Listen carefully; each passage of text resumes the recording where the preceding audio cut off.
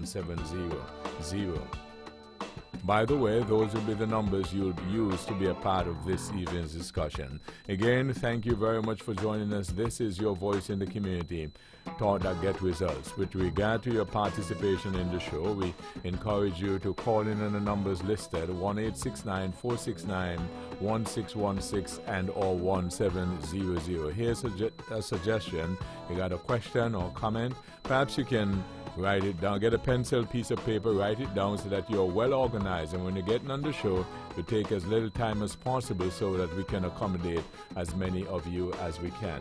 We ask only, first of all, you respect yourselves and then respect others, because we will not accept anything we deem not within our broadcast standards. Again, thank you all for joining us. This is your voice in the community, Thought That Get Results.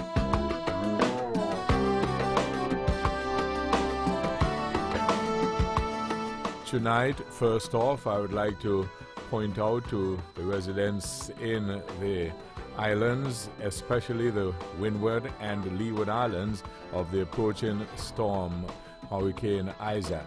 Now, the forecasters are suggesting that it should be making land in the more so in the Windward Islands, somewhere around Dominica. Mark you, it's still some ways out. They're suggesting somewhere around Wednesday evening, Thursday morning, it should be making landfall. But all of the islands, the Leeward and the Windward Islands, are put on notice. So you want to continue to be prepared, get your preparations done. And we've had enough evidence to show that these hurricanes, be they even whether number 1 or number 5, or even sometimes a tropical storm, you want to try and be prepared. And the evidence also shows that when we're prepared, then we can maybe do much better. Now, also, we would like to let you know that they're suggesting that within this storm, hurricane or tropical storm Isaac, there is a good amount of rainfall, and so you got also be on your guard for that as well. Of course, we here at Vaughan Radio, we are doing our necessary preparations as well, and we, as we have done over the years, with God's help, we hope that we'll be able to ride through the storm with you. We'll keep you updated throughout the day and, of course, the evening. I got to tell you that my emergency guys are standing by, right? We've got Keith Liebert, we've got Burley, we've got Davian. Those are the generator guys, and they're getting themselves organized, and the other standby team as well. Okay, but tonight, with the approaching 35th anniversary of the independence of St. Kitts and Nevis, Edric W. Stanley, good evening. Good evening, Webo. Good evening to my fellow panelists. Good evening to the people of St. Kitts, and more especially those who are in Nevis, those who will be listening to us on the World Wide Web and throughout the Caribbean Basin, and by extension, those who would be viewing us on Facebook. And if I understood, we are also on Twitter, YouTube. And hence, this, of course, gives the listening and viewing audiences a much better view as to what's going on, or a better grasp as to what's going on here in Nevis, as we attempt to expound on the happenings and to disseminate information regarding St. Kitts Nevis, the region, and indeed the wider world. Of course, we're here this evening, and I'm hoping, as Webo mentioned, that storm would at least dissipate, and I'm hoping that those of us who have to prepare, of course I am not fully prepared yet because I've been so busy doing other things, but at the same time that becomes a priority, because we never know the unleashing vengeance Mother Nature would unleash on us, and therefore we must be prepared. And I would say to all of us, do what we can to keep ourselves safe. This is a hurricane season, and this might be the first approaching storm toward our islands. Well, as Weber mentioned earlier, that it would be approaching the Windward Islands, Dominica, unfortunately. But we're in Nevis. We are still here in more or less its pathway, because we have no idea when the storm is going to change course and who's be next in line. But we must be prepared. Webo. Conrad Nile Liebert, good evening. Good evening, Webo, and good evening to your staff here at Vaughan Radio, to my colleague around the table, Mr. Stanley. Pleasant good evening. Good evening to everyone in tune to the program, all my friends in the international circle, my friends in Connecticut, my friends in Toronto who usually tune in, my brethren and friends on the construction site who is always talking about the program and asking me if I'm prepared for Mr. Stanley tonight. So I know they are tuning in. And to all who possibly just tuning in for the very first time, welcome to this wonderful program. Of course, Webo, we are approaching our 35th anniversary of our independence, and it's good to see that Nevis will be coming more alive than before, I would think, and and of course it's an attempt to get the people a bit psyched up, a bit in that celebration mood, I suppose, for our 35th anniversary. And also, it's always a time when politicians use the events of the celebration as a bit of a political stepping stone. So we understand that would be taking place as well. But apart from that, of course, Nevisians somewhat always kind of reserved as it relates to the celebration of independence. I'm not sure. I say reserve, yes, but I'm not sure if they sometimes feel a bit not included in the programs and programmings of the event. I think with the present Unity administration, there is a genuine effort to bring Nevis in within the scope of the celebration and to have the emotions and currents and whatever it is of independence be felt and displayed over here on Nevis. I think we're having a major concert on Sunday night. There were two big reggae bands, Third World and Steel Pulse, coming. And I hope the weather will allow the show to go on. It's something that the people are looking forward to, and it is something that is being, spoken of between me and my friends, my brethren, to a great extent. I suppose this is still my introductory remarks, so I'll hold my fire until we get a little later in the show, and I would like to make some comments on the whole, the major show that is taking place, and how it impact on we Rastafarians in Nevis. Thank you, Webo.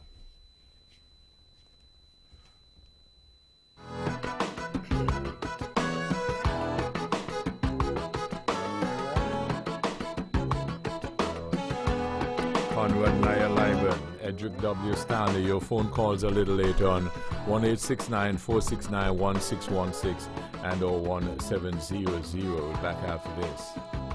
Sugar City St. Kitts. Keep it sweet. Keep listening to Vaughan. Looking for a place you can go to and relax and enjoy a healthy meal? Check out Island Life Vegetarian Food and Juice Bar, located at Penny's Industrial Site below the supply office. They are open Monday to Friday from 10 a.m. to 5 p.m. They offer you healthy, delicious, nutritious food on a menu that boasts Ital food, sandwiches, burgers, roti, puddings, and much more. They have a wide variety of freshly squeezed fruit and vegetable juices and smoothies that includes beet, carrot, pumpkin, tamarind, star apple, and sarsaparilla, and much more. Contact them today at 660-5318 or 668-3107.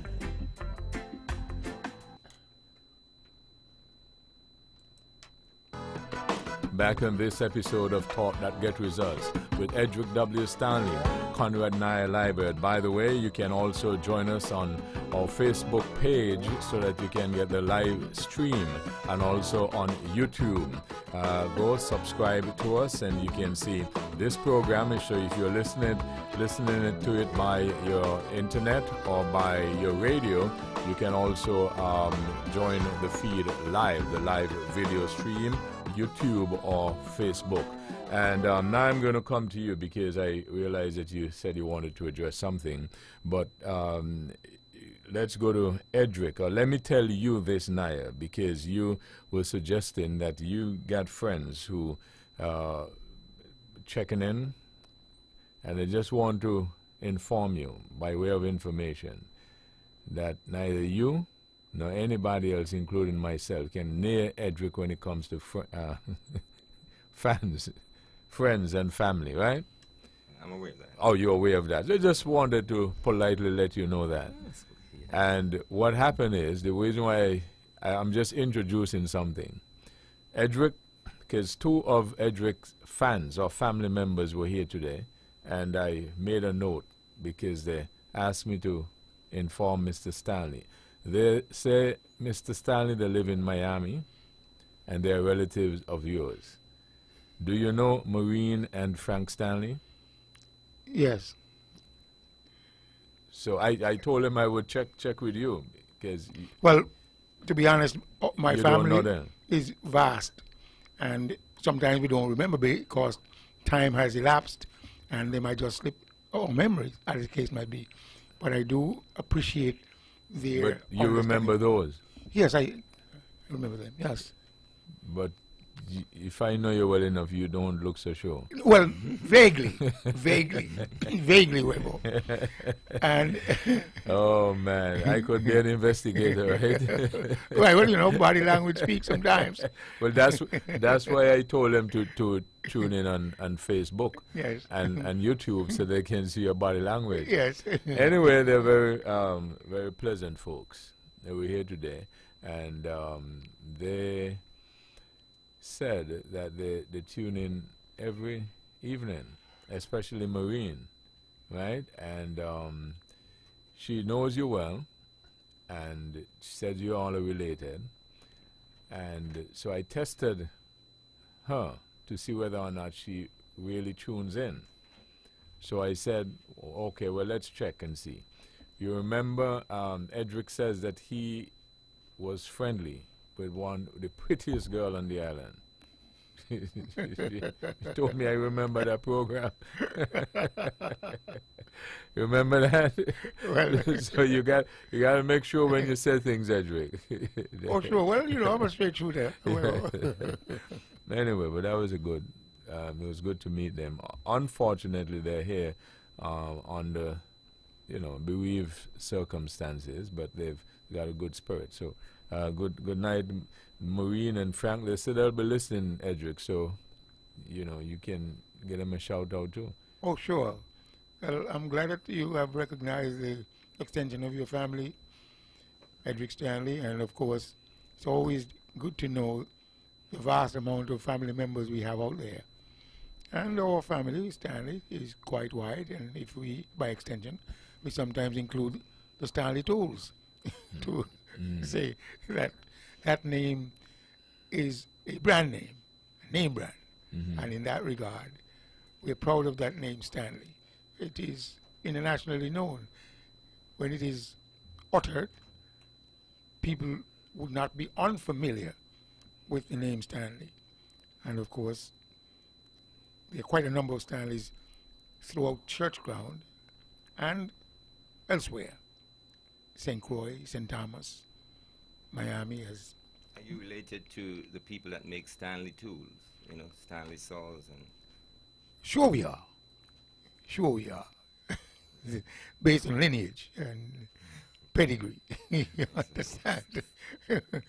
Anyway, I'm glad that you've had two of my relatives in the station, and of course it propels the name and expands the name and in terms of firepower.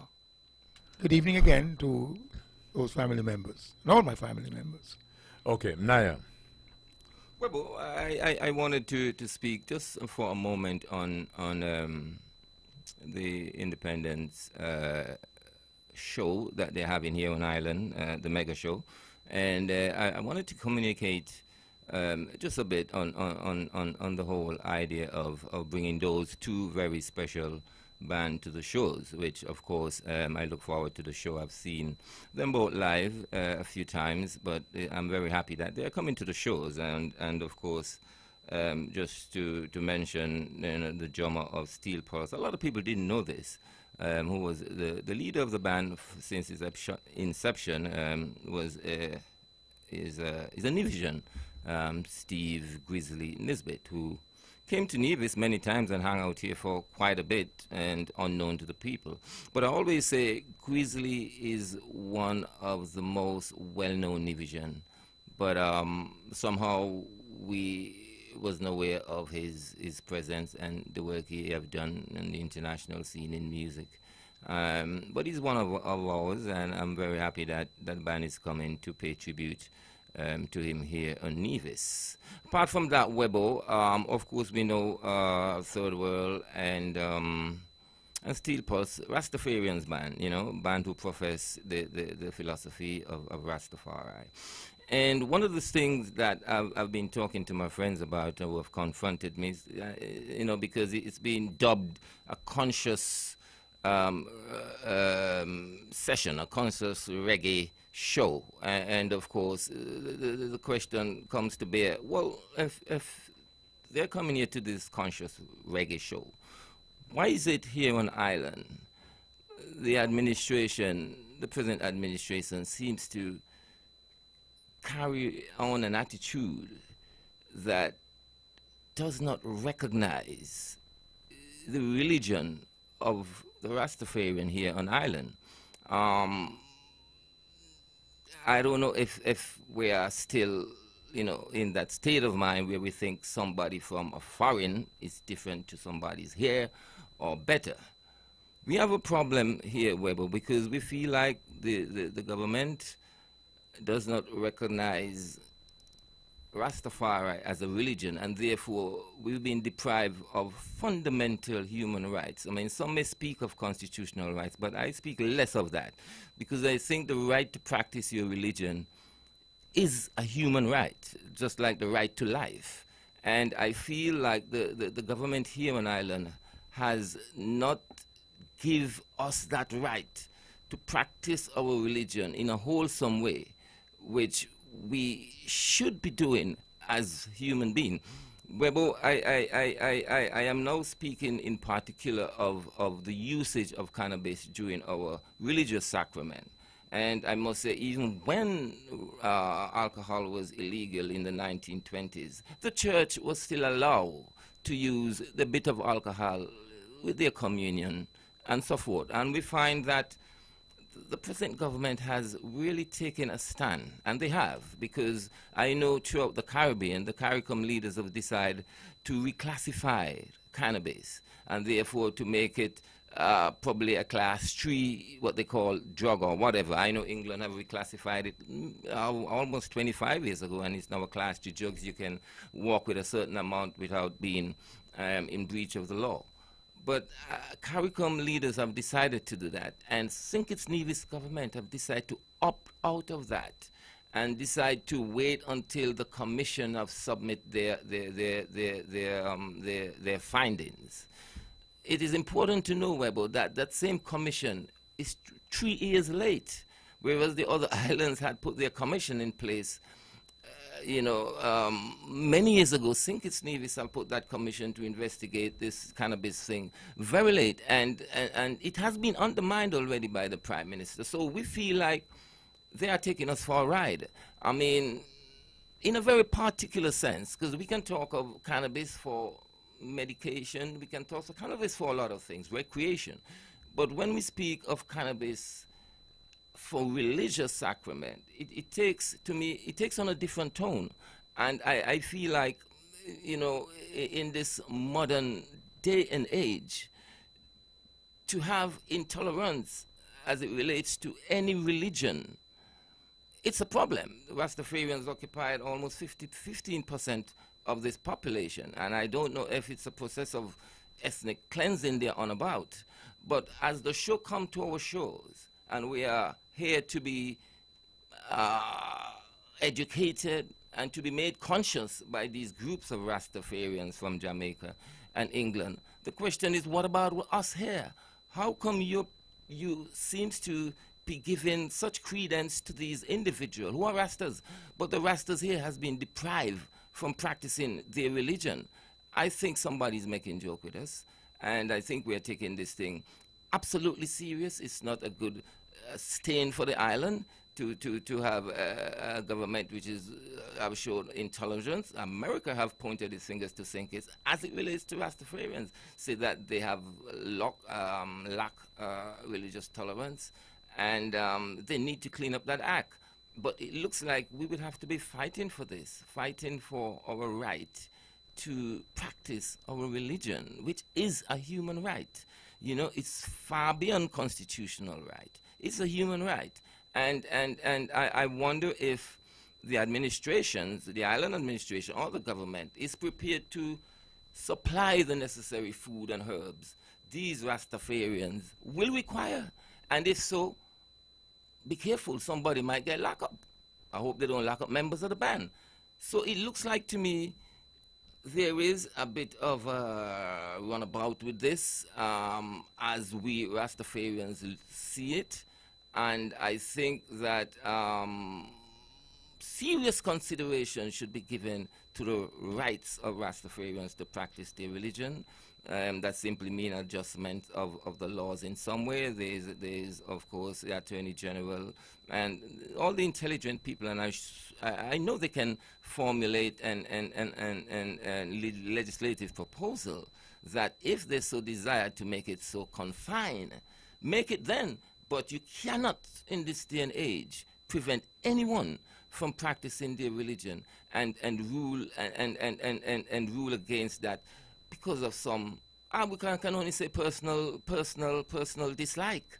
Because if all the islands have done it, I mean, if the whole world is going about, you know, adjusting laws as it relates to cannabis, what is the problem here in St. Kitts Nevis? I look around today on my job site, I look around everywhere, and it's Rastas are the skilled people on this island. Rastas are the educated people as well on this island. Rastas are the hard-working people contributing every day to this society. And it is fine to bring two Rasta men from Jamaica and their entourage to educate us, to make us more conscious. But the Rastas here are being deprived of their human rights every day and being locked away when we seek to practice our religion. I just wanted to ventilate that, Webo, because we won't take it lightly.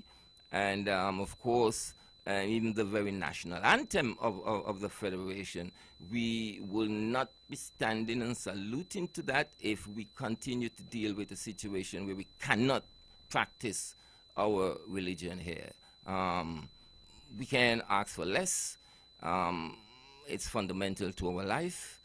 And it is a human right recognized globally.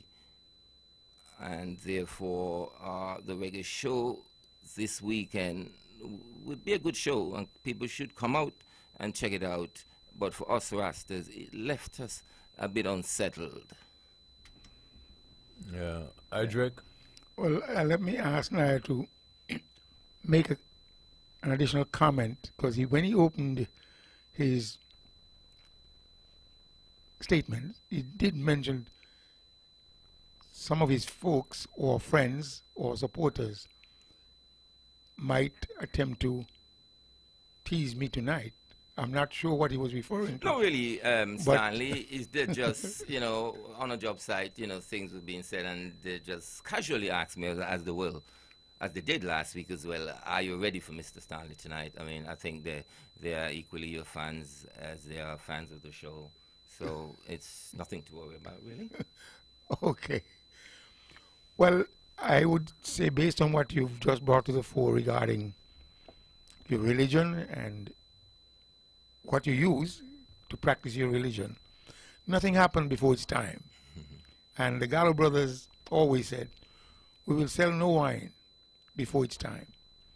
we now know that the Caribbean region and also CARICOM, they're inching toward maybe the relaxation of the law governing cannabis and, of course, its categorization.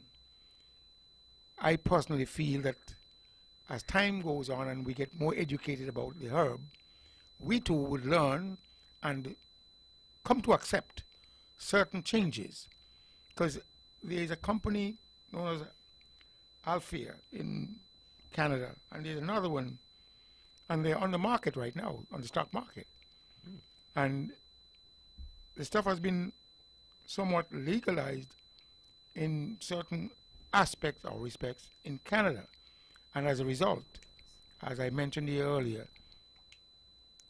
large companies, these people are looking at land in Brazil, Jamaica, Australia, and of course we've got space here, and I'm hoping that we would be given some leeway, not in terms of the legalization of it, but maybe we can start cultivating it for export only, put the laws in place where we too can get onto that bonanza or the train of bonanza or the train of money, where we can utilize even the 228 acres of land that the government has somewhat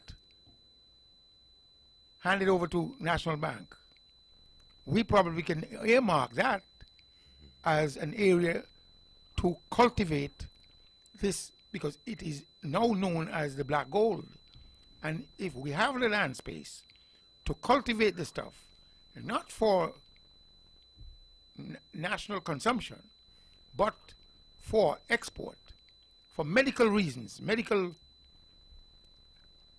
again, we of course could have a product that can be sent on to world market for the laboratories and technicians and scientists, where we now have something tangible.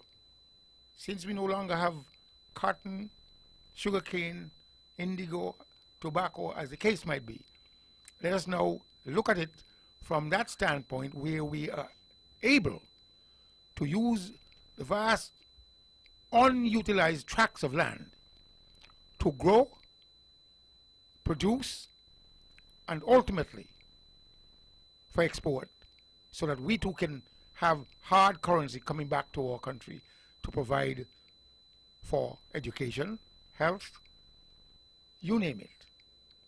So as we go forward and we are more educated as to the pluses and minuses, the advantages and the disadvantages with reference to the herb, then let us begin to embrace it little by little, and let us attempt to make some money from it. We've got plenty of, again, unused land, and all land in Nevis is quite fertile. It's been proven. Nevis was just not only known as the Queen of Caribbean, of the Caribbees, for its water, its therapeutic hot stream, but also for the products that were grown many, many years ago that were shipped to England, cotton to Lancashire, sugar, molasses to England, as the case might be. So what I'm attempting to say, as the islands of the Eastern Caribbean, I think Antigua has gone forward, and they're embracing this new concept and reclassifying it. Let us not be too late to get on the bandwagon. Now, with your religion, I am not so sure if it is above the Constitution or more than a constitutional right. But sure, you should practice your religion. Religion is a human right. If you want to do what you have to, how you have to, as the case might be. But personally, I have never used it. I only know of it, as I've said on the program here. When I came back here, the first time I ever seen it, I saw it on television. But it is something that the Rastafaris have been propelling for many, many years. Jamaica, of course, is a big market, a big user, a big producer, as the case might be. And, of course, it is now being produced in the United States, and they're making a lot of money from it, those who are producing it. In Britain, I know that they have a certain area that came on CNN at one point, and they didn't allow anybody to publicize as to where the area is in Britain, but it is used to produce a very large quantity for scientific reasons, and ultimately they don't really want it to run off the rail and let everybody get in on it. So nobody publicly, it has not been public knowledge as to where this particular production plant is in Britain. But like I said, as time passes and we learn more and more about it, we ultimately will eventually embrace it. Let's make some money from it. Okay. I recognize that the Honorable Prime Minister has recommended to the Attorney General to take a look at the topic which we had in terms of debtors' obligation. I personally feel that that is something that they should leave alone. It's a can of worms that needs to remain closed.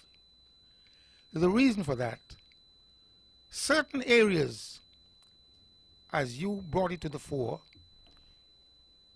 can be dealt with simply by appealing the case, your particular case.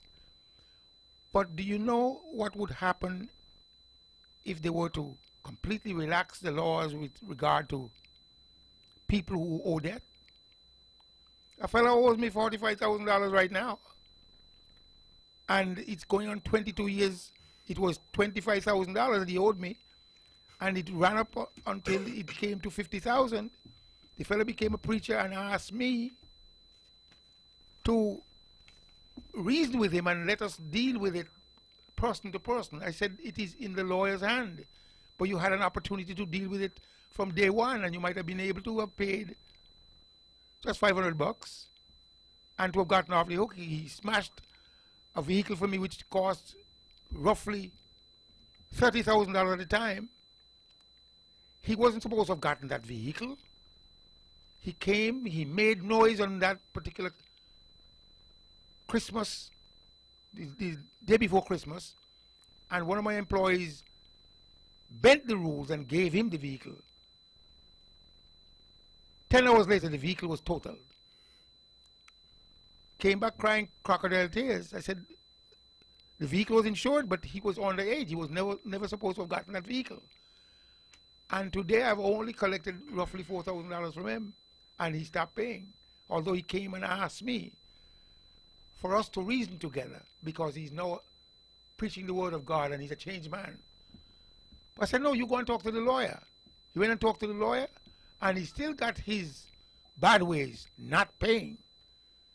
He owes me roughly $45,000 still. They asked me if I wanted to pursue the matter to put him in jail. I said, no, I want my money. I don't want him to go to jail. I want my money. But at the same time, he's off the hook practically, because he recognizes that I'm not going to go any further with the matter. Whatever he brings. What he doesn't bring, he doesn't bring. But I'm saying to you, with this punitive measure, where one knows when you borrow somebody's money, that if you do not pay, the possibility of you winding up in jail because you do not pay is very likely. And I am saying to the Honorable Prime Minister and to the Honorable Premier, Mark Brantley, Honorable Prime Minister Timothy Harris, as just came on the news, that he has given instruction to the Attorney General to look into the matter. But what I'm saying here, you're looking at people who rent people's property, they don't want to pay, and they would never pay. People who got many children and they do not want to do child support, pay child support. People would come and borrow your money simply because they think you have an extra cent and they're not going to pay you back. Taxes, and a host of other things. The man on the street, whom I think the Honorable Prime Minister is attempting to help, it will only hinder him, because the man on the street borrows from the man on the street. And if you want to begin to see dead bodies, you look after they decide to tinker with this law and change it. When a fellow borrows somebody else's money and refuses to pay, because most of the time this is the intent of the borrower, Shakespeare says, neither a borrower nor a lender be. And I would say this, people get so annoyed when they know a man has come, borrowed his money, and ultimately doesn't pay. Some people have taken the law in their hands. A 58-year-old man, they found him in St. Kitts, died. We know that those who have been gunned down recently were young people.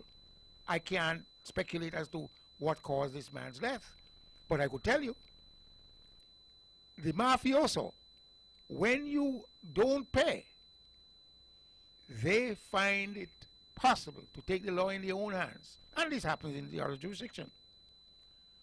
But we have people who got the same mentality of the mafioso, that you borrow their money and you do not pay. They will, in fact, exact payment in another way. So the ramification of this, of the changing of this particular law, is very, very far-reaching. And I would say from the mic of One Radio, to the Honorable Prime Minister and to the Honorable Premier, we must think very clearly as to what we truly want. And if you're truly attempting to help the small or the common man,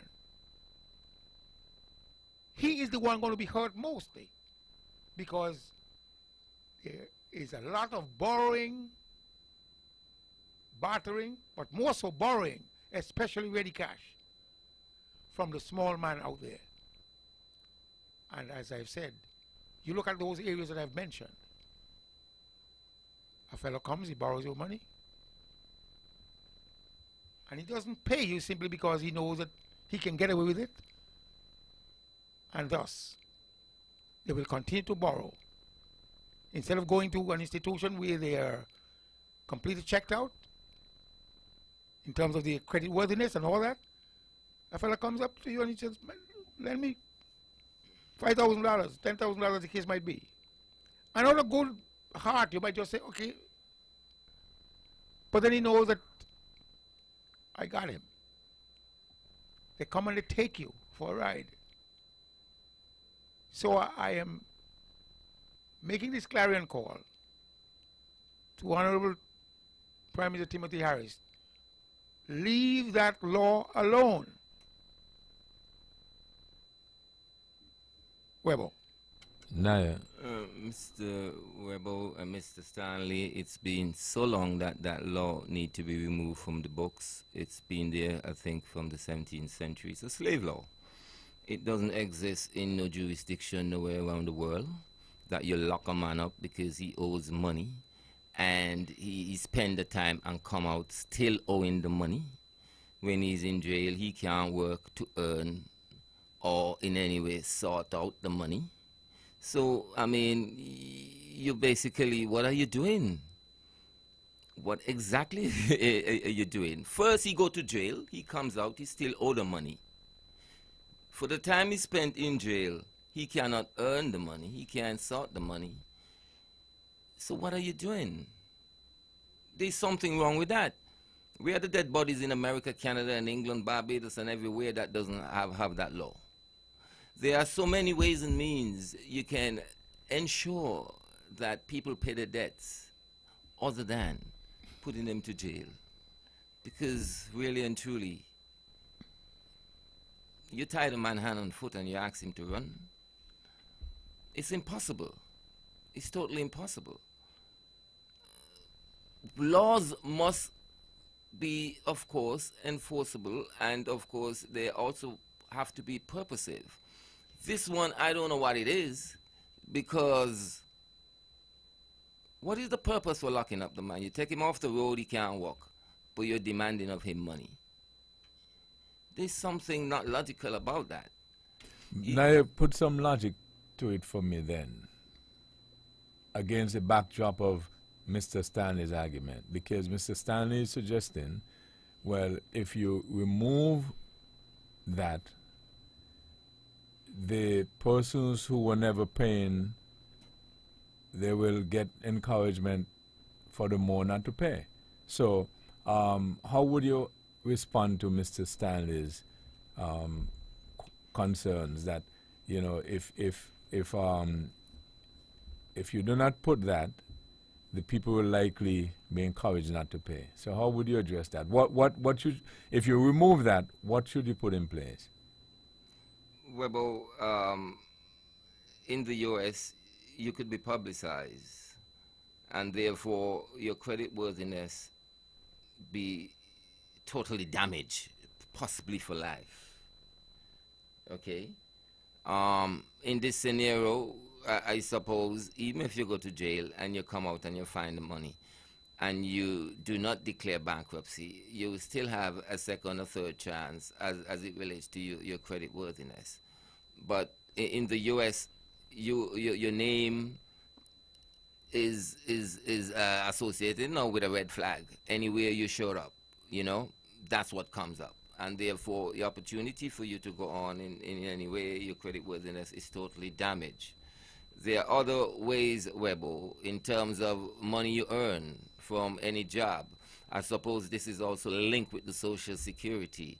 Of course, you know, it all comes together, that wherever you work, your money is deducted. So you possibly, what are you going to do?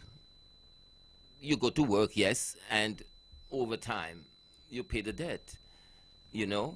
But there are ways and means, Webo. Only think it's a Nevis, to my knowledge, and I stand to be corrected, has this law in place.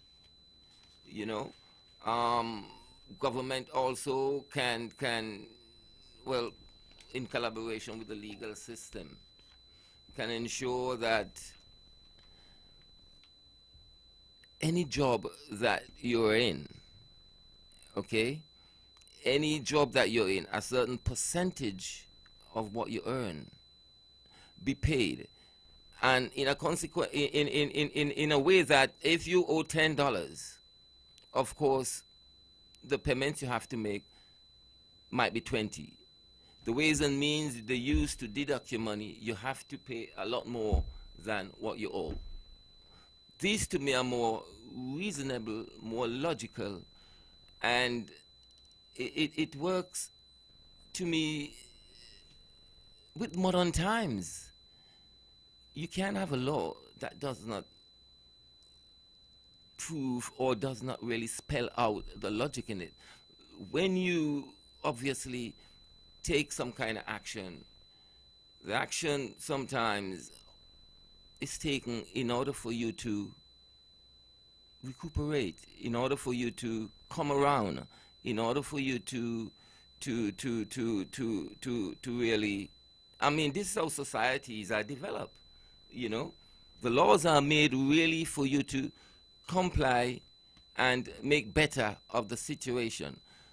Not the consequence of the law make the situation worsens. And that's what happened when you put a man in jail for owing. You would agree that some folks, though, if you put them in jail for owing, that might be the corrective measure to make them straighten up. You would agree with that? I would agree with that, Webo, in some cases. But the bottom line is, Webo. But will you think you'll be able to have one that works in all cases? Well, in terms of consequence of having a debt? Right, because you pointed out a practice in the United States, for instance, where your credit, is damaged, and you even mentioned for life. Well, some people may argue, well, that's very harsh because it puts you said for life. Yes. So it almost makes you making a mistake then and can't find it very difficult to climb back out. Right? Mm-hmm. So, well... Webo, I want to, because last week I bring forward a case, and none of the panelists believe it was real. Right. I have the judgment here. Okay. Of that particular case.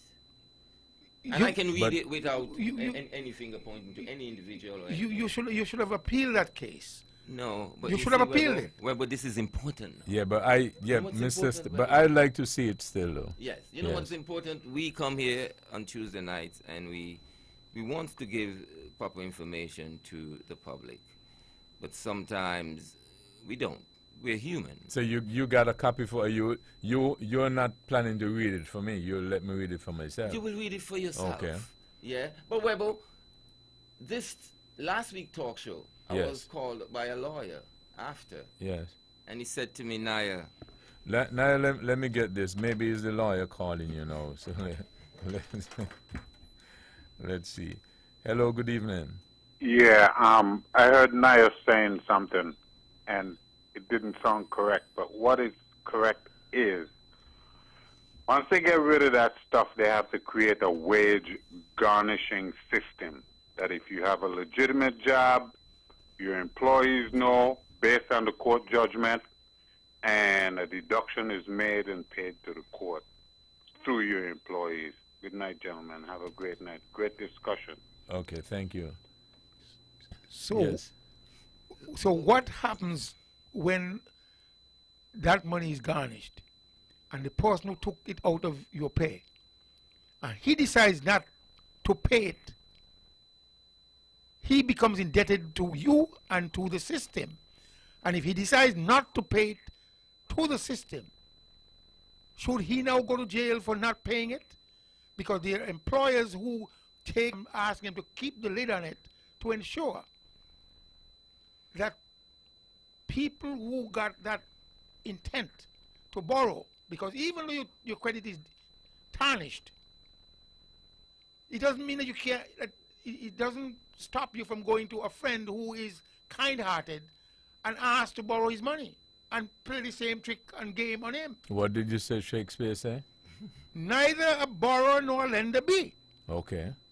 And therefore, once you adhere to that statement from Shakespeare, we wouldn't have this problem about debtors' prison.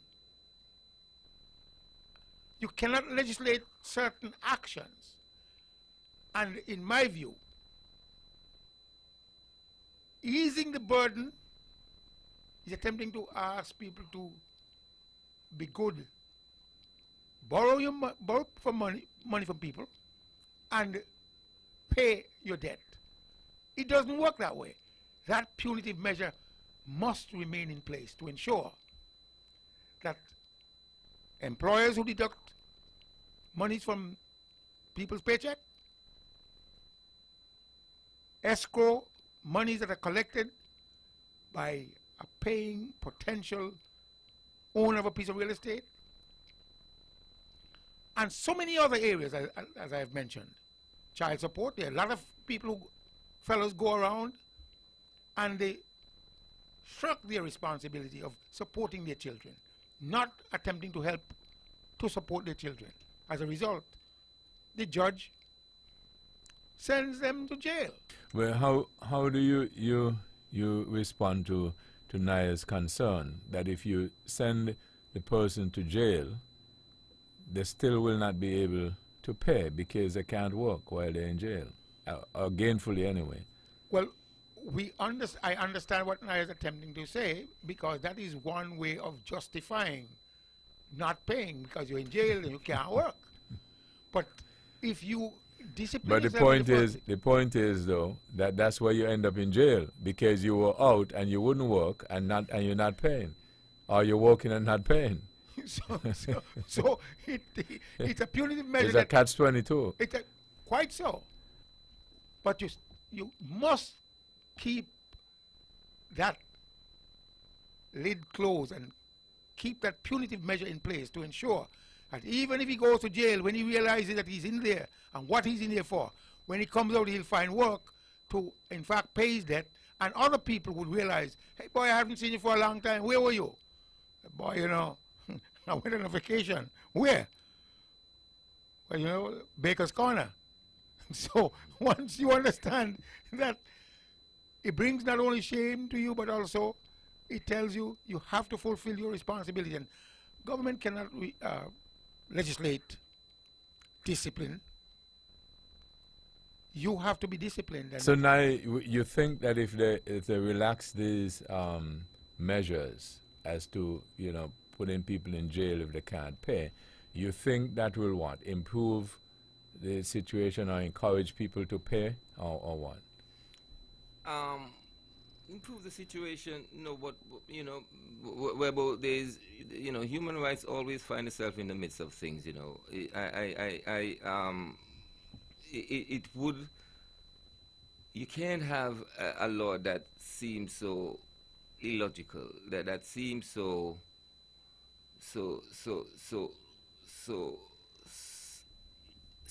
that law seems to erase any possibility for an individual to pay. So what it hopes to achieve then, if you lock the man away? But but for argument's sake, a man owes somebody for 5 years. He is out, he is free, he is, let's say, healthy, he's working, and he wouldn't pay. Right? So... But that's when you take the man to court. This fellow owed me for 22 years. 22 years he owed me money. To jail and doesn't ensure that you would be paid, you know. He can't go to jail every 7 days because it's 7 days you go for accordingly. Okay, so what if you argue him being out, healthy, Mr. Stanley? Quite so. Working, Mr. Stanley? He is. Working. No, but I'm looking at Mr. Stanley's in the case. Yeah. So working, Mr. Stanley? Quite so. Right, and would not pay you? Would not pay. Okay, so how do you describe that then, Naya? Because he is free. He's worthless. Okay, so how do you what do you do with that? You said it. He's working. Yes. And the system I'm proposing, once he's working, he would be paying. But what his money would be deducted. Oh, so you're proposing a system? Yes. So once the caller just said. Yes. Once he's working. Once he's working. Then the person who is working for mustn't pay him. No, they will pay. Will be deducted. As I said, the system. Well, let me ask you this. Let me ask you this, Naya. If I know that I owe Mr. Stanley $45,000 and I don't intend to pay him, and I go to work for you, and I know that my monies will be going to Mr. Stanley, is that a great incentive to work? Well, it's not a bad incentive to work because you would relieve yourself of the problem eventually. Yeah, but keep in mind, according to Mr. Stanley's example, it's 22 years. If a man owes a man for 22 years, does he intend to pay? I don't think so. Okay. I don't think so. Okay, so how do you ensure Mr. Stanley will get his money? Sending him to jail doesn't ensure Stanley. No. But I understand that. How do you ensure he gets his money? Well, if the man is a working man, I've already said to the system his money could be deducted. The caller just made a point there. Yeah, but I put in the argument that if he knows based on your system... So he's going to stop work then completely? I'm asking you. So, right. So I'm asking you, do you think if he reasonably knows that when he works, he wouldn't get any of the money, it's going to Mr. Stanley, is that an incentive for him to work? Well, and he has no intention of paying. I must say, the circumstance would never be such that he would not get any of the money.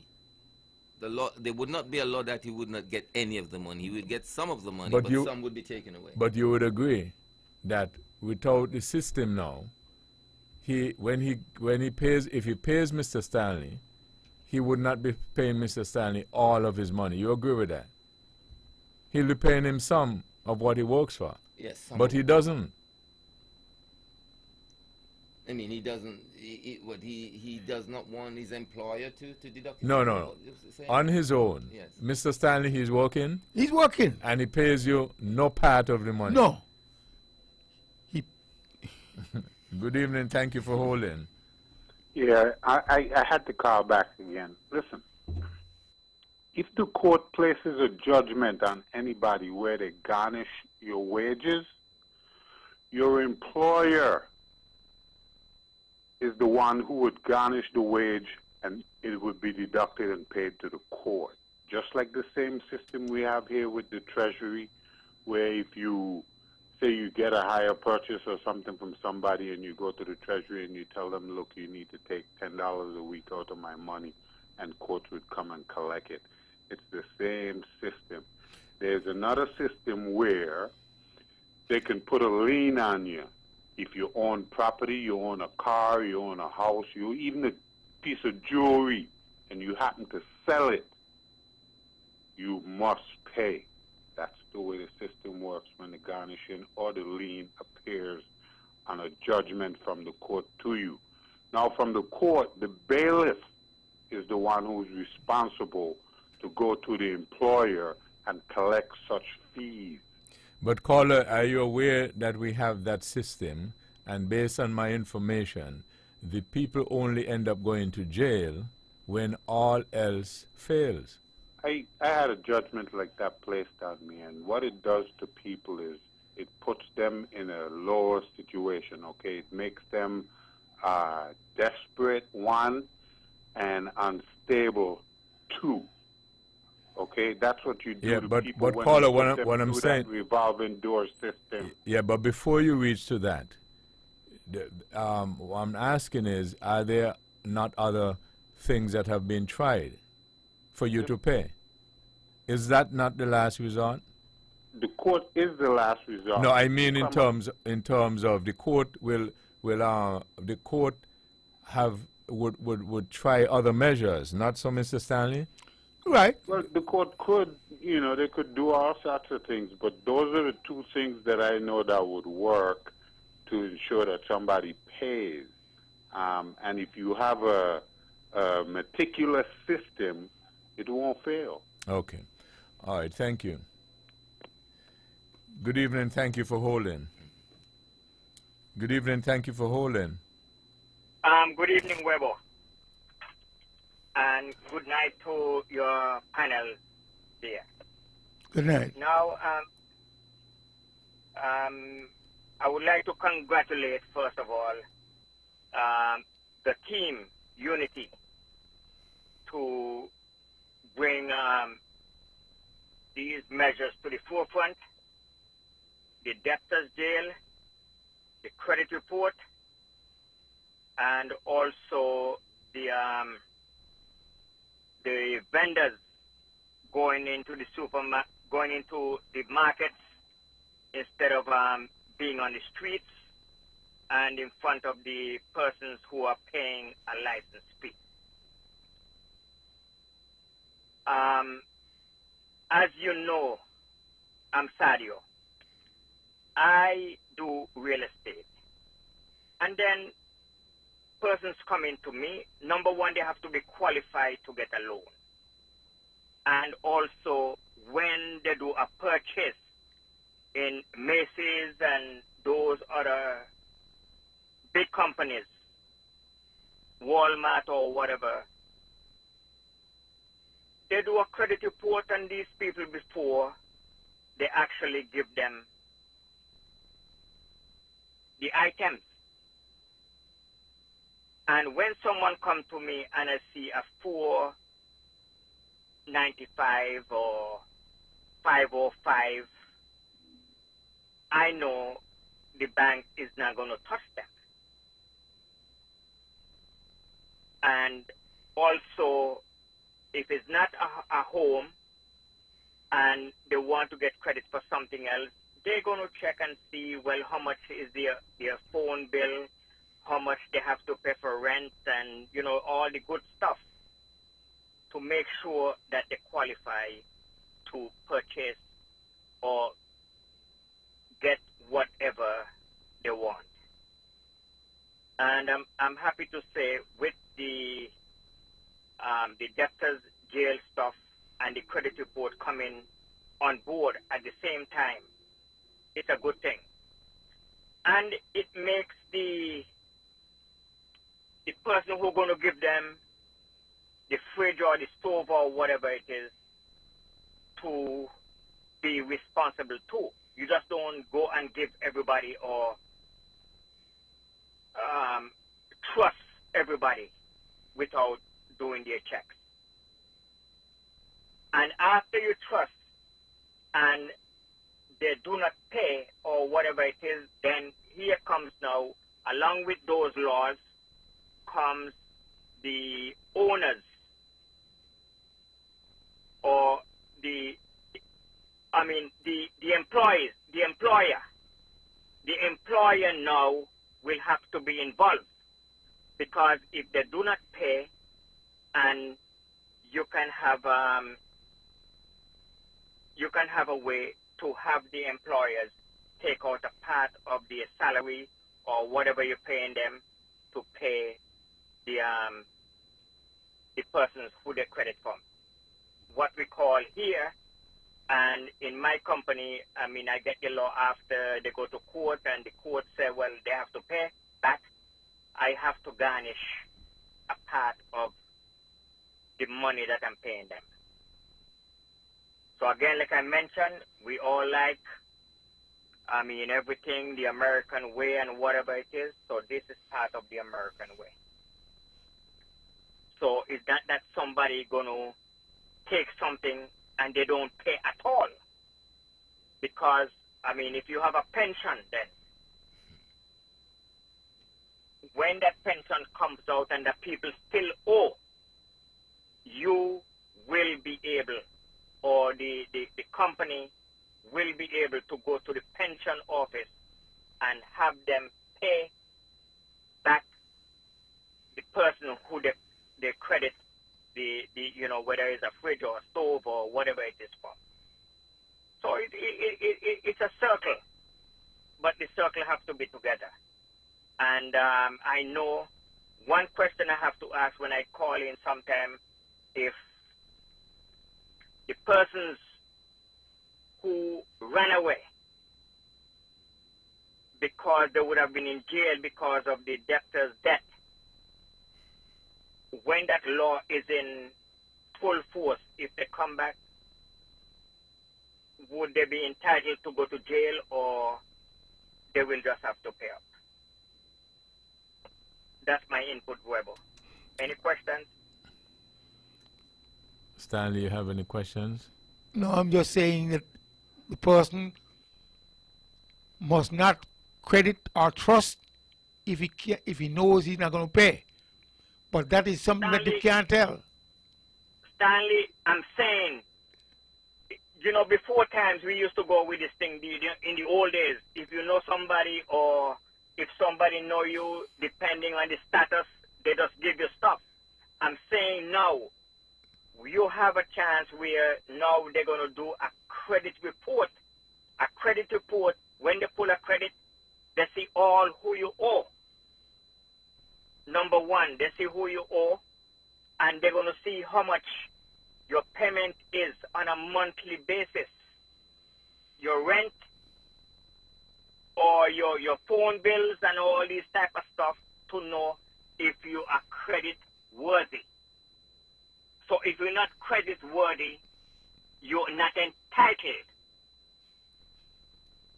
to get the stuff that you want to credit. Caller, you agree that a lot of people who are credit worthy are a lot of people who do not pay?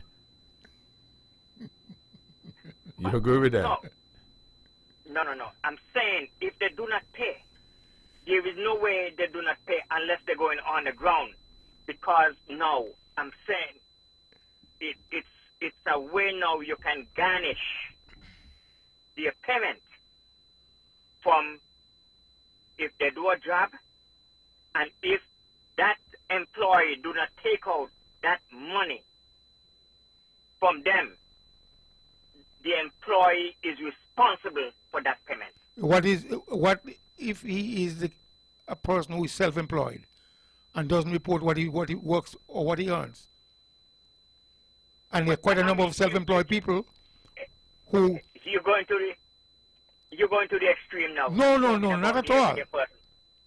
No, you're going to the extreme. But I'm saying if that person is employed, right, self-employed, you still need to do the credit reports will show, well, this person usually take things and don't pay because you're going to see a score. Once you see that score, then you don't give them any money. So, caller, it becomes a habit. Caller, what happens if you have a system where you know a fellow can pay? Because that's the case that Mr. Stanley has. He says the fellow, he knows he can pay, right, Mr. Stanley? That is correct. He's working and he's making money. But he just decides not to pay. Well, after that, then you go to the legal system. Okay, all right. The legal system, but at least they won't be in jail. But you know that in the old time days, in the little shops, you would find a sign that says, trust in God, but you pay.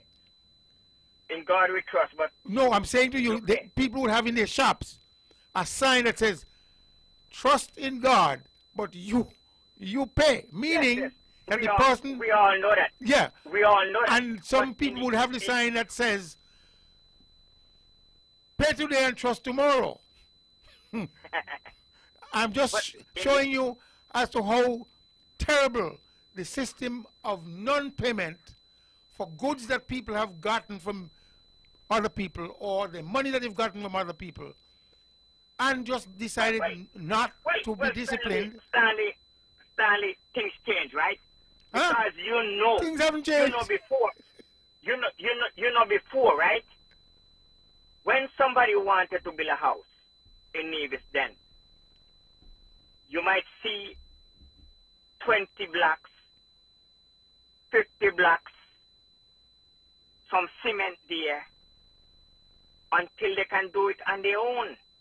Well, that's a good system. And we need to go back to that system. Those system then, but everybody now, they want to beat the system now.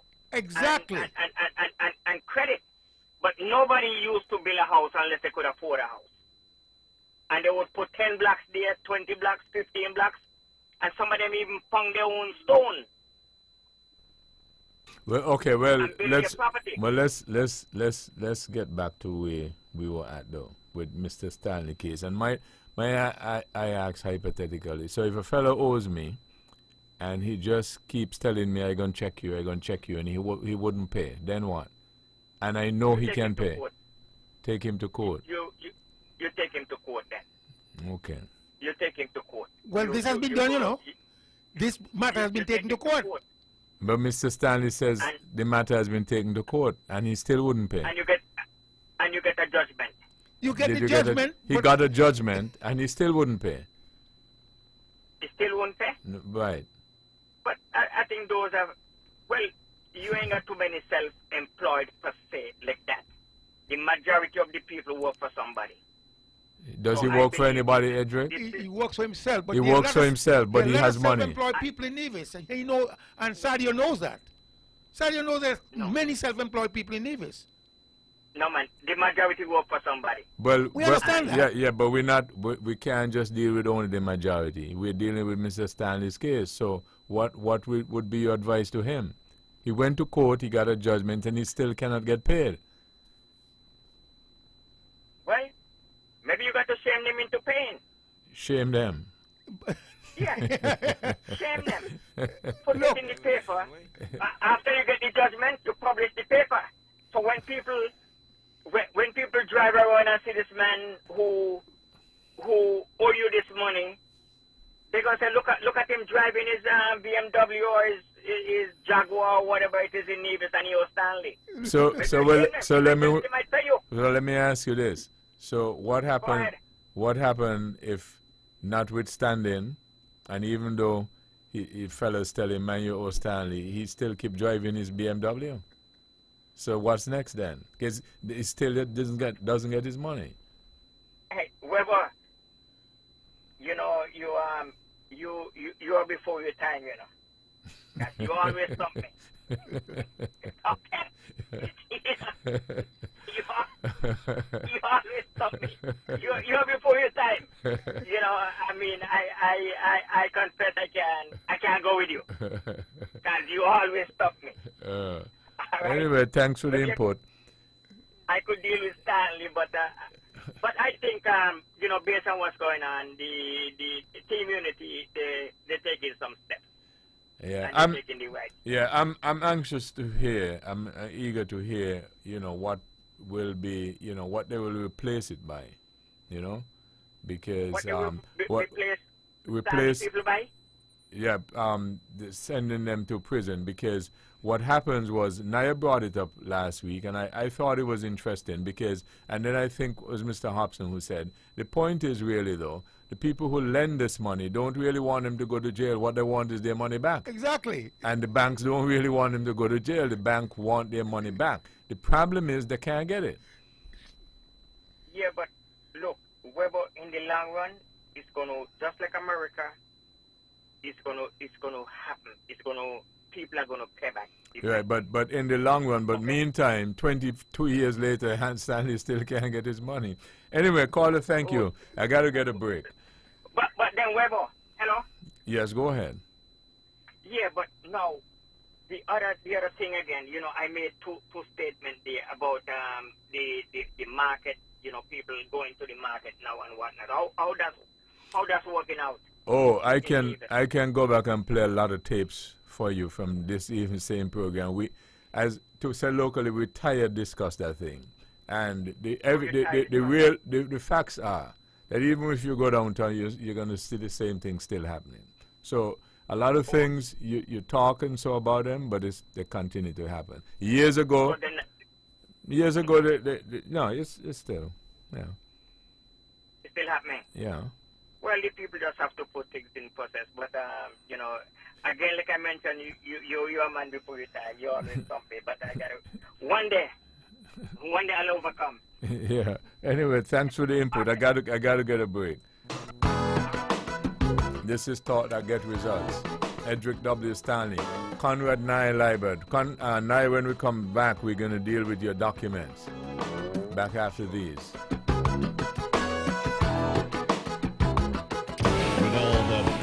From the tower, this is the powerhouse of the Eastern Caribbean, VON Radio, from the Federation of St. Kitts and Nevis.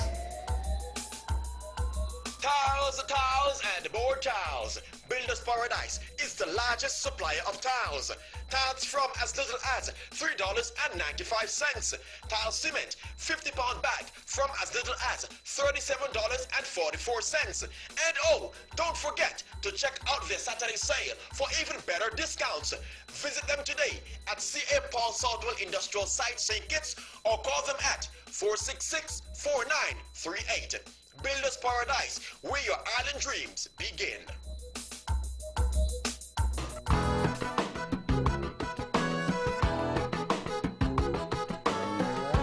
Back in this episode of Thought That Get Results with Edric W. Stanley. Your phone calls on 1-869-469-1616-1700. Naya. Well, I was confronted last week on the program, and the 3 or 4 panelists that was here was saying it is not possible that an institution can have your security, land or whatever, and you still find yourself in prison when you default on the payment that the court asks you to make to one of your debtors. Yeah? Let me repeat that. It was argued here around the table. 4 panelists were saying it is not possible that an institution can have your security, and you still end up in jail when you fail to make the payment stipulated by the court. I did not really say that, Naya. I told her the judge didn't like it. Good evening. Thank you for holding. No, but I'd like to see the document. Yes. Good evening, Weber. Mr. Stanley, if that guy owes you the money and he won't pay and you take him to court, can the court bring a judgment and take what he has to equalize your payment and give it to you? The court has spoken. The fellow agreed to pay on a monthly basis X number of dollars, but he failed to pay. He came with a little bit, and then he stopped, and then they're asking me to take him back to court. I beg your pardon? Can the level on what he has? Can the level on what he has? Well, they should, but again, I have a lawyer, and the lawyer is more or less telling me I have to take the case back to the court and allow the judge to commit him to prison. And I said, no, commit him to prison. Commit him to prison is not the answer. Well, I'm saying, I'm saying to them, whatever he has, amounted to the money that he owes you, and the court level, and you get your money out. No, you have a good point. Caller, you're suggesting committing him to prison is not the answer because it is hardship, and if he has children and so on, that would be hard. He wouldn't be able to feed them. Exactly. Well, let me ask you this. What happens if you take away the stuff that he has, he doesn't have no place to put his children to live? That's not a hardship. You don't have a problem with that because he's either one or the other. No. But what I'm saying is, you don't think that they should send him to prison because it will have commit hardship on him. He mightn't be able to support his children then because he's in prison. You agree with that? Right. Okay. Well, so I ask you, well, if the court follows your suggestion by leveling on the things that he has, including, let's say, his house, right? Where are the same children going to live? Well, you will have to be some sort of a punishment, and that would be your punishment for not being giving Mr. Stanley back his money. You mean no place for your children to live? Well, if that's the case, that's the case. Well, it's not better to put him into prison. It's not better for him to go to prison and let his children live in the house? Well, still Stanley ain't going to get the money. Okay. All right. Thank you. Good evening. Thank you for holding. Good evening. Yeah, it seems as if there is no way to justify this matter. Because if you take away what somebody has, but he owes somebody to take away what he has, yes, as you say, may have children, they suffer. He goes to jail, the children suffer. So it seems as if there is no solution.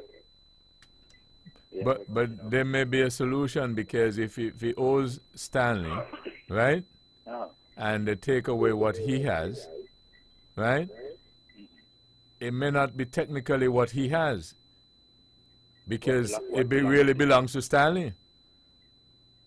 Well, you see what I'm saying? It sounds so. Right. So maybe it translates. Maybe it could translate into take away Stanley things from him. Well, it's unfair. It's unfair on both sides. When I say on both sides, for the person to borrow, and some people borrow and they have the intention that they're not going to pay back. I mean, you wouldn't know what their intentions are. But it's unfair for that person to borrow and knowing that he's not going to. It is unfair too. If a person has children, especially young children, and that is depending upon that individual, and most likely we are referring to a man, it sounds like,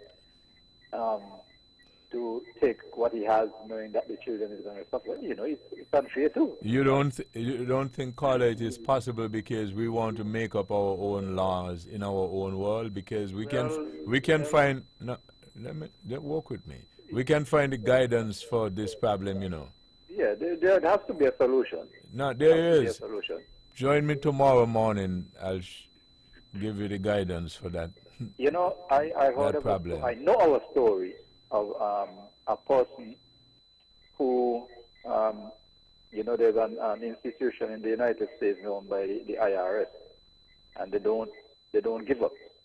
I know of an individual who had owed some money, got into some kind of accident, and he owed some money, and he couldn't pay the money, so, you know, he skipped town, and he was working in another state, and he got into an accident, and some money was coming to him, you know, and the IRS, they are always checking on you, and, you know, he didn't get any of that money to talk about, because all went to the IRS.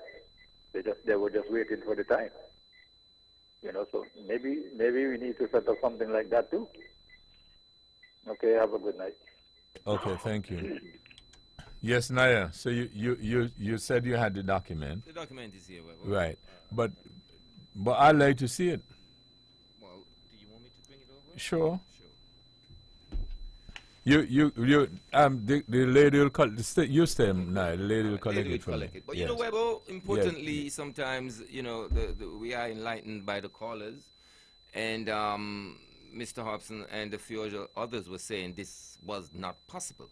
Mr. Stanley said that the magistrate didn't like the individual, and that's why he I said the judge. I didn't say magistrate. I said the judge. The judge. But you know, Webo, I was called by a lawyer. And the lawyer said, it is very much possible, okay? And he explained that there was a recent case, a 2017 case, that made its way to the Privy Council on the same matter, yeah? And the Privy Council, the Lords rule that an institution have two avenues in order to get their money back or be satisfied that the debt is settled. One, an institution can sue on the money borrowed, okay? And in that instance, that particular route, you can find yourself in prison. An institution can also sue on the security, which is another route going forward, and consequently, they would take the security away. So, and what he's saying that more reading need to be done by a lot of the lawyers, because they come in here and say things and which is not right. I was convinced because he also sent me the legislation that points towards that. So really and truly, Webo, yes, you can, when you owe an institution and they have your security, you can also find yourself in jail if you fail to pay the amount stipulated. Yeah, by but the the problem that I have with this information now that's on my desk, which was the key factor in the argument, in my view, and I think I asked the salient question whether or not the judge or the magistrate was aware of the security. Yes. But it doesn't say anything here. Well, you see, that's what I'm saying. This, because, you see, I'm no lawyer, I don't be in court, but I just try a lot of cases. And that's why I'm always interested in hearing and seeing the evidence, because the next thing I know, if I hear from the other side, they probably might tell me there was no security. So I thought that this judgment was going to point out, notwithstanding there is this particular security, let's say, forget about that and you will. But so this does not give me any guidance at all. Is there a caveat on it, Webo? You had any caveat? You moved away when I explain what the law is. Which, yeah, but what I'm saying now. And if you understand No, what the law is. Yeah, what I'm saying is, based on this agreement, because obviously there had to be an agreement. There was some borrowing done. Yes. Okay. And there was an agreement. Yes. Okay. So the agreement might have said that Mr. Stanley borrowed. No, it has to be the other way around because Mr. Stanley can't borrow from me. So I borrowed $100,000 from Mr. Stanley. That's more practical, right? Mm-hmm. Okay. So I borrowed $100,000 from Mr. Stanley. And the condition was that I put up security. And if I do not pay the $100,000, Mr. Stanley can confiscate my house or whatever it is. Right? Mm-hmm. That is the agreement. Good. Now, how did we get outside of that? Right? And say, well, what happens if you don't pay, you go to jail? Right? What I'm saying is that there's nothing in this document. Right? It might have been in the argument, the court argument. Mm-hmm. But there's nothing in here that suggests to me that the security was part of the agreement. Yeah, because the institution did not sue on the security. They did not take that pathway. They took the other part and sue on the money borrowed. I was enlightened by the legislation that was sent to me. And as I said to you, Webber, there's a 2017 case involved the same institution and an individual out of Jessup that reached to the Privy Council, and the ruling was the institution had an option whether to sue on the security and take that part to confiscate the property, or they sue for the money borrowed, and consequently you may end up in jail. No, well, you disconnected me, because at the heart of everything is the money borrowed. Yes. You agree with that? Yes. So what I'm saying is, so you're suggesting to me that the institution, rather than getting the security, they prefer to send you to jail and don't get the monies. Well, they hope in sending you to jail that you would be prompt to pay. Okay, and if you go to jail and you do not pay, then what? Because you seem to be suggesting that they don't want the security. Well, the fact that they sue, for the money borrowed and not the security, they're on about the money borrowed. But it must also be known, though, Webber, when one speaks of going to jail, every payment you miss, you spend 7 days. So it's not like a situation long term whereby you're going to be in jail and they don't get the money. Every time you miss the payment stipulated by the court, you spend 7 days in jail.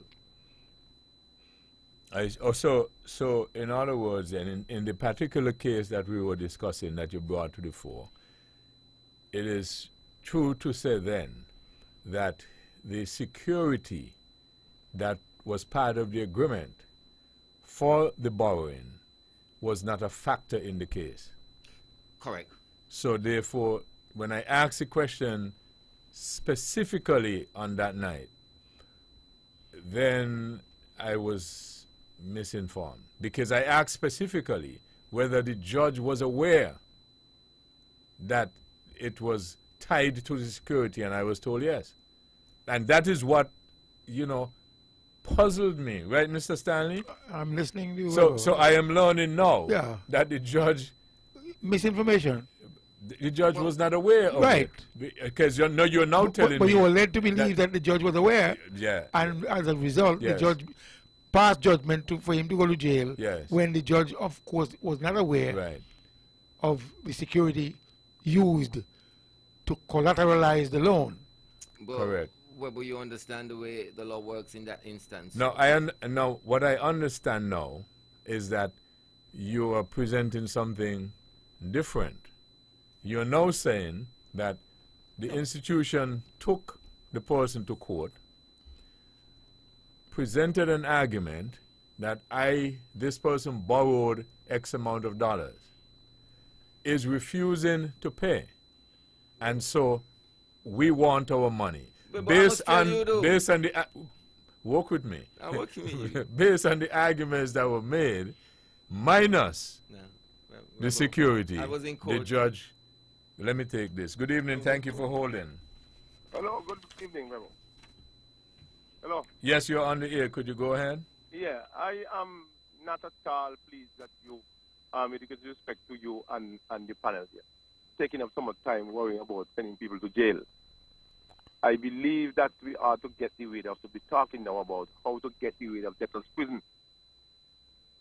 This notion and this law, whichever it is, I don't know if the law is still on the books, but I want to get it off the books, that you can't just get up and send people to prison because people owe you money, especially money that you lend. They are now saying that the lender must be more careful. A lender just can't get up and meet you, maybe not you, because you are able to pay, you and Stanley, but when he can't meet me here in Dial and say, hey, you want a loan? And then give me 150, give me $1 million loan, knowing full well that I have no documents and everything about payment is never there.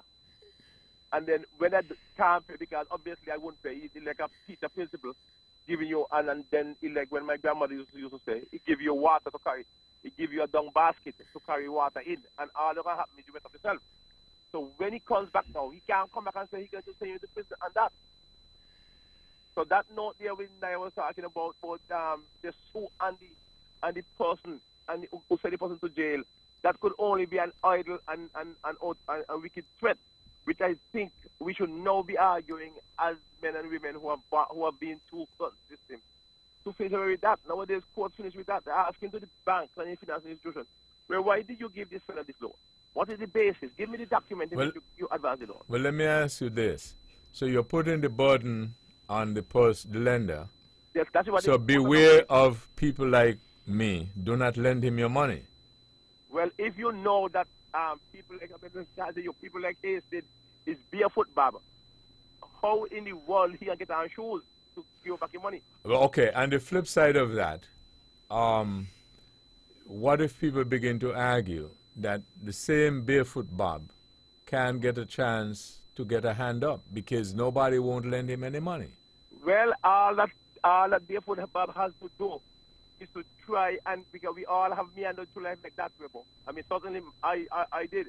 A bank will turn you down. You might probably have a friend who believe in you, and you will get a little money there because a lot of people think that you only borrow from banks, but you sometimes a friend of yours or your blood brother give you a little tide over, and then you pay him back accordingly because they're all far from. But let me ask you this. But you think if Barefoot Bob is a little gangster, if he doesn't pay the institution, you think he will pay his friend? No, well, you see what I'm saying? Once you start, Rebo, in your life by owing, people should avoid you. Because you owe, but call it. You deliberately, some people deliberately owe because they think they could owe. Yeah. And some people owe because maybe the circumstances are against them. Yeah. But once you allow yourself to come in the owing brigade, and they call your name in the debtors circle here, yeah, you basically you have a big setback because people do not want to lend the money to people who cannot pay. Well, and so that's the problem with our banks here. They have too much money to lend, and nobody to lend it to who will pay back. I'm not encouraging Mr. Stanley, and I won't let him release the name. So you're saying then, in Mr. Stanley's case, maybe he should release his name of that person who wouldn't pay him, so that I would know to keep away from that person. In Mr. Stanley's case, you know what Mr. Stanley should do? Rebo, go before the person and go before the Lord and say, I forgive you all, because whatever you owe me can never begin to broke me. Yeah, but he should be totally forgiven. Yeah, but no old Mr. Stanley should be totally forgiven. Mr. Stanley should get a blessing. But you hear what Mr. Stanley said. The fella is a preacher. Well, maybe the fella. Well, I wonder if Mr. Stanley let him get back to preach. Maybe. Well, that's just a light moment. That's a very light moment. Thank you very much. All right, cool. Mr. Stanley, maybe the Lord told him that it was okay to pay you. If you say he's a preacher. No, man. He didn't tell him that. Those are people who hold fire and water in the same hand. Okay. And you know that? Well, you learn. I learned about that. So you did not know? No. Okay. No, Weber. I mean, You you think only I'm saw- going to deliberately... So you only, when you lent him the money, in a sense, you only saw the water. It was, well... You yeah. didn't see the fire. It wasn't money that I lent him. It is for damages Done. done. Okay. Assets that he destroyed. Mm-hmm. The asset didn't come out of thin air. Okay. Let me, if I can go on. Now you finished? Yeah, I just wanted to say, well, I went to the hearing, and the individual stood up in court and said, my lord, the institution have security for me. What I don't understand is why they don't take the security. Why are they advocating me going to jail? He said that in the court. So the magistrate was aware that the institution have security for him.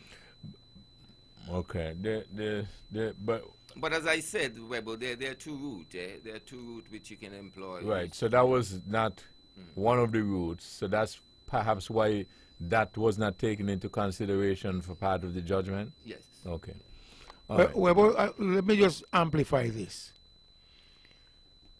There are people who sometimes drive recklessly. And for whatever reason, suppose somebody get damaged so badly, money's to take care of this person. We got to be very careful with this law that they're attempting to tinker with,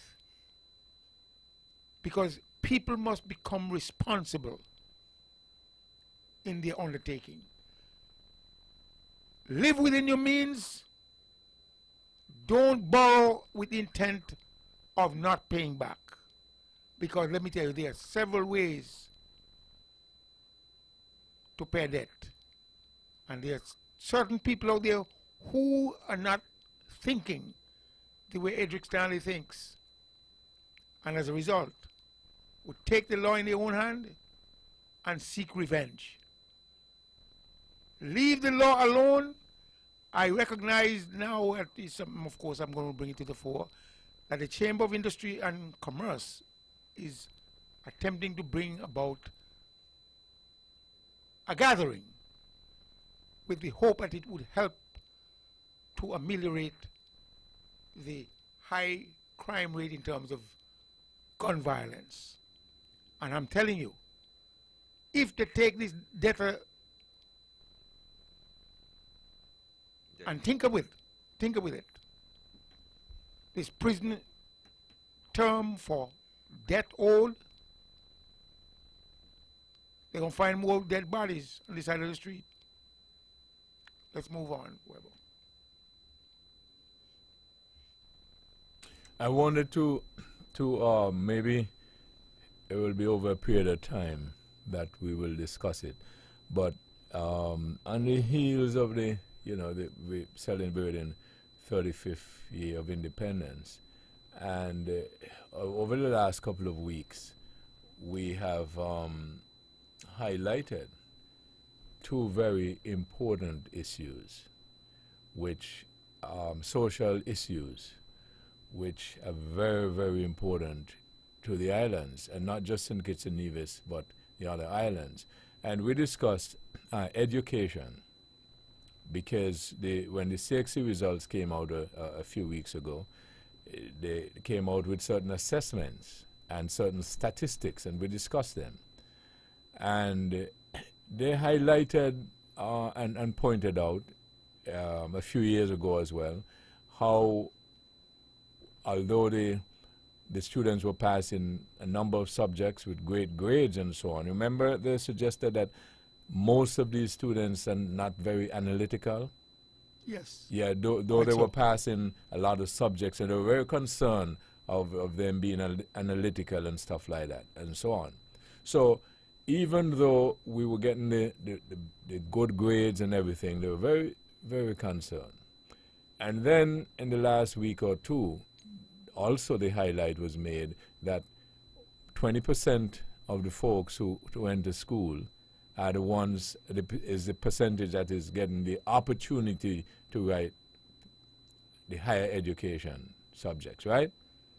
And then we got to concentrate on the other 80%, which makes up the masses, correct? Which tells us that if we are true to ourselves, we got a lot of work to do in education. Because remember they said that now the CXC Council will now be talking with the educators and the politicians and so on to see how we can get a mass number of persons be ready for the workplace, etc., and therefore productivity and thus life. You agree with that? Quite so. So if we are fair to ourselves that we got some issues to deal with where that is concerned. And interestingly enough, the point that Mr. Stanley just made, there is a correlation between that and the social behaviors, correct? Quite so. So the Chamber of Commerce now, they think, well, maybe we better get involved and try to, see how we can get this thing arrested. So would you agree then that the combination of those issues in education, a product of which is the antisocial behavior and criminal activity, going on to the 36th year of independence and later on, we really got some issues to deal with? We are a nation and we have to begin to understand what it takes to bring a wholesome nation upward and onward. The leaders, of course, are charged with the task of governance. And in that governance, they have to look at the education system, they have to look at the social aspect of our community, they have to look at everything in a more comprehensive way to make a determination as to where we are going, why we are going where we are going, and how we must get there. You think you think, Mr. Stanley, that terminology that you use, leaders, you think that we have it too narrow? Should it not be broadened? For instance, now that the Chamber of Commerce have now put themselves forward as a unit, they are also under the umbrella of leaders. And so rather than narrowing it down to political or government leaders, should we not broaden it in a practical sense in order to get the nation built? Well, yes. To be honest, they have never been overlooked. I'm talking about Chamber of Industry and Commerce, because in my view, this is where the true leadership is. Because in the jurisdiction where... Never overlooked but underutilized, would you say? Quite so. Quite so. Pastors. Pastors never again. Overlooked but underutilized. Good evening. Thank you for holding. Rebel, I come back again with this matter. I like what you're doing saying there. You said 20% of the people get passed. 20% of the people go to high school. I want to find out if they could be to get the 80% by name. The 80% of the people who didn't get an opportunity to do O-levels this year, I want to find out if we can get them by name in the public. These did not get the opportunity, so that when I see them, and I want to say to you, Reverend, and I want to say to you, and of you, that we are all leaders, and we all can make a little difference in our little small way. Although we're not in a chamber, or we're in a gas chamber, or no whatever chamber, cooking chamber. Whatever we are, we can make a difference, as you say. Okay?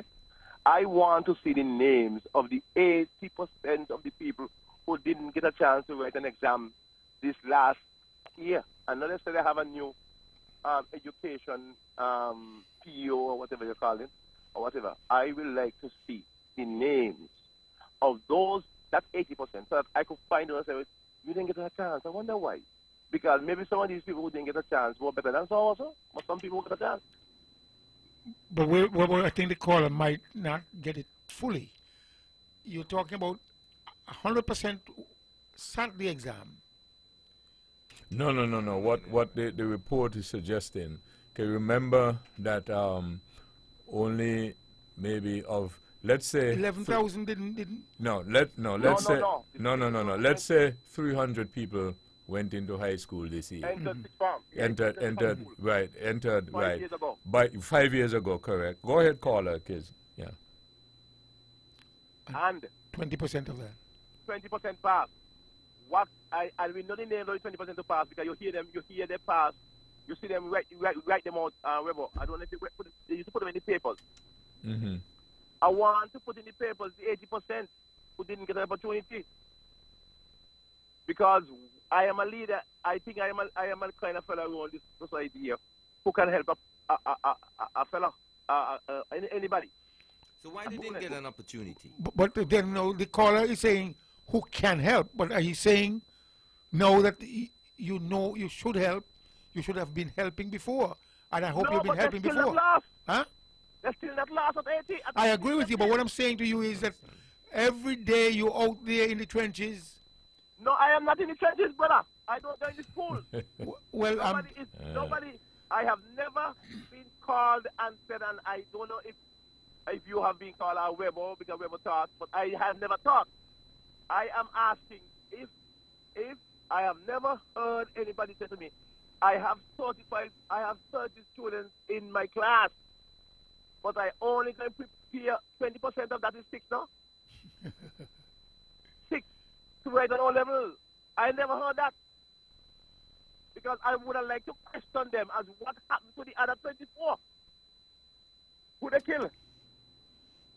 You understand what I'm saying? And I am agreeing with Webo when he says, what happened to the chamber? What happened to them 80%? What they do? They can shoot. They can shoot. No thief. I mean, these what you call is numbers. If you go election and you win by 80% of the vote, you're a massive government. But those people, those 20% who did the O levels last year and get whatever grade they get, and I am the first to salute all of them. I wish everybody to get grade 1. But caller, is this something new to you? This has been happening from the time I've been going to school and became aware. Yeah, but Mr. Stanley, what is not because something has been going wrong all the years with me, you mustn't talk about it? No, I'm not saying that. I'm just saying to you that those of us from the country couldn't get into secondary school during my time. Yeah, but I'm talking about many of us who had the aptitude. As a matter of fact, we sat the exam and we passed. Yeah. But we didn't get in. I agree that there was some discrimination. I sat the exam once or twice, but I became the best friend. I get in. But what I'm saying is I am always careful about the others who didn't get in. And I am living now these number of years to say the people who got in won better than the people who didn't get in. And because the people who got in didn't live a better life than the people who didn't get in. And you could testify to that too, Mr. Stanley. What I am arguing is that I want to see the names of the 80% of the people who came in first form. 5 years from now is what? 2013, right? 2014, 2013. Who entered the first form in our 2 high schools. Where are they? Where are those 80% who didn't get an opportunity to the O levels? Where are they? Are they up in the mountain learning to shoot? Are they somewhere learning to do something? What are they? And how can we address and help them? And I don't want to hear no more of as we alluded to, the fact, we get 80% passes when you were sending 10 and 8 pass. But suppose you won't give 50 to pass. But you only sending 10 and 8 pass. You get 80%. That thing that affected me. What happened to those 40%? Right now we are arguing what happened to the 80% who did not get an opportunity to do an O level. I would like to find them. I would like to know them because maybe I hope that I can help one or two of them. Okay. Okay? All right. Thank you. Yes. I obviously not getting this right because I'm hearing that they did not get an opportunity to pass. But then who's faking who here, Webo? Because we always hear about high passes, But it looks like what I'm getting from what I'm deducing from what you guys are saying. Then, as the caller just said, you put in 10 and 8 pass, you get 80% passes. Yeah, that is really what nice. that's what the issue is. As I think the caller said at the end. Yeah. 8 out of 10 is 80. That's what you put in. But they're available were 100. But you put in 10. And you got 8. But that's 80%. So there is 90 someplace else. That is that you see what we're talking about is what the CXC assessment said. And this is across the border, across the Caribbean. Yes. So that is what is happening. Now, I always knew that. I always looked at that particular area. And then even since I was a boy, you always look forward every September for the Minister of Education to come and, highlight all of these things and so on. And then we say it's great. And even when we hear talking, people like to highlight the point how literate the country is and so on and so forth. And so, So what I raised, however, was just to point these things out and to say that if we don't address them in a meaningful way, urgently, right, you see what the result can be, because we tend to, for our own, I suppose, purposes, highlight only certain things and pretend that other things don't exist. That's very interesting, Webbo. So often I meet people who used to be so intelligent in primary school, but poor people, eh? And they get lost in the stages of secondary school. And I always say that guy was a bright guy. But it's looked like this is the way the system works. At some point you get eliminated because of who you are, and obviously not based on your ability, but obviously you're who you are, who you're seen to be, and who you're linked with, your family and everything else. And some propel all the way up to I know many people in 5A1 really, they should have been dropped down long time, and some down move up, but no. But no, I'm really getting the grips of this all, and what a detriment, Webbo, to the society if that's what we've been Let me take this now. experiencing. Good evening, thank you for holding. Good evening, you're on the air. Okay, please call back. You got another minute. Such or a detriment, Webbo, because where these people it's a good question. It's a good question. We often recently we see youths, endless youths, wherever there's a tree, endless youths gather up in Government Road, endless youths in Craddock Road, endless youths down in Overbart, everywhere. Those are the people then? Could be. Yeah, but the other question, the questions that we keep asking, the big question is, who's supposed to answer? Yeah. And those who are past, how much of them really stay around? So we're left with what? We're left with the 80 that didn't get the opportunity. Because a lot of those people who are, the 8 out of the 10, how many of these people really stay around? I mean, they go study and you never hear about them again. Unless they come for Christmas and Culturama. And of course, in most cases, we are left with those people who seems to be the remedial, who probably did not get the opportunity to.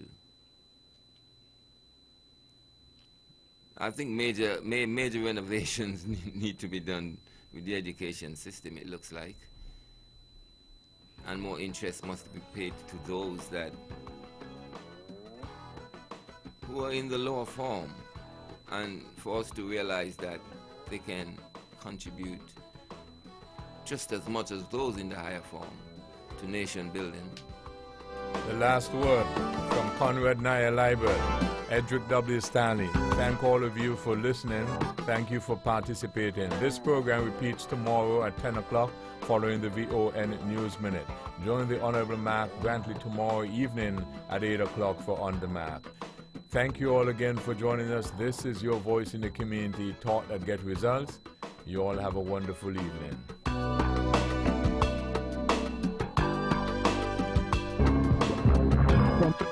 The views and opinions expressed on the preceding program were solely those of the participants and do not necessarily